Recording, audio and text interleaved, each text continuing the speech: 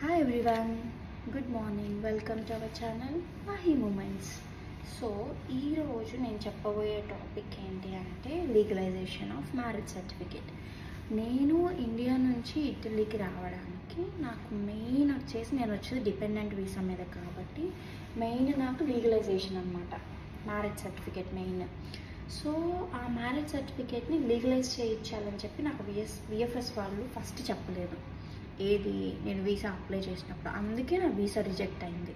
So తర్వాత ఎందుకు visa reject అయింది అని చెప్పి నేను విఎఫ్ఎస్లో స్టాఫ్తో కాకుండా మేనేజర్తో వెళ్ళి మాట్లాడితే ఆయన చెప్పారు, మీరు అప్లై చేస్తుంది డిపెండెంట్ వీసాకి, so your marriage certificate should be legalised by Bengaluru consulate.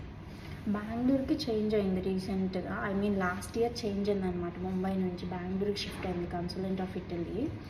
So బెంగళూరుకి పంపించాలి. సో ఆ ప్రాసెస్ ఎలా అంటే మనకి మ్యారేజ్ అయిన తర్వాత రిజిస్టర్ ఆఫీస్కి వెళ్ళి సిగ్నేచర్స్ చేసి ఒక మ్యారేజ్ సర్టిఫికేట్ వస్తుంది కదా, రిజిస్టర్ సైన్ చేసి ఇస్తారు. అది తీసుకొని ఫస్ట్ నేను వస్తుంది ఇటలీకి కాబట్టి సర్టిఫైడ్ ఇటాలియన్ ట్రాన్స్లేటర్తో నా మ్యారేజ్ సర్టిఫికేట్ని ఇటాలియన్లోకి ట్రాన్స్లేట్ చేయించాలి.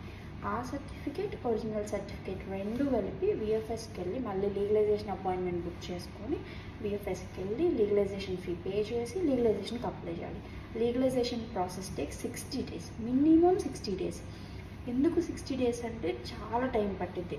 రీసెంట్గానే ముంబై నుంచి ప్రాసెస్ షిఫ్ట్ అయింది అండ్ లీగలైజేషన్ అనేది మా హస్బెండ్ అయితే ఇప్పటి వరకు వినలేదు. ఇంతకుముందు నార్మల్గా వచ్చేసేవాళ్ళంటే ఇప్పుడు కొత్తగా ఇంట్రడ్యూస్ చేసినట్టున్నారు. We are not aware particularly aware about all the things behind this legalization. మా అప్పుడైతే నేను వచ్చినప్పుడైతే లీగలైజేషన్ మ్యాండేటరీ.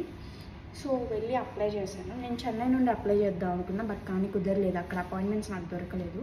సో హైదరాబాద్ నుంచి అప్లై చేశాను నేను మళ్ళీ.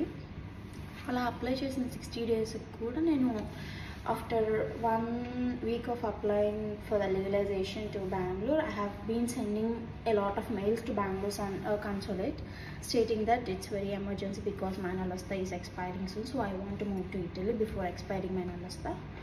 సో ఇంత ప్రాసెస్ మెయిల్స్ అన్నీ పెట్టాక కొన్ని డేస్కి అయితే నాకు లీగలైజేషన్ అయితే వచ్చిందనమాట. లీగలైజేషన్ వచ్చాక ఆ లీగలైజ్డ్ సర్టిఫికేట్తో మాత్రమే మీరు వీసా అప్లై చేయాలి.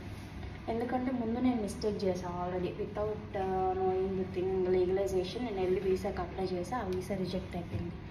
సో లీగలైజేషన్ చేయించుకొని marriage certificate along the other documents వెళ్ళి మీరు వీసాకి అప్లై చేస్తే ఖచ్చితంగా మీ డిపెండెంట్ వీసా ఓకే అయిపోయింది. ఆ వీసా కూడా మినిమం 15 days పట్టింది, బట్ నాకు ఒక 10 daysలో వచ్చినట్టుంది.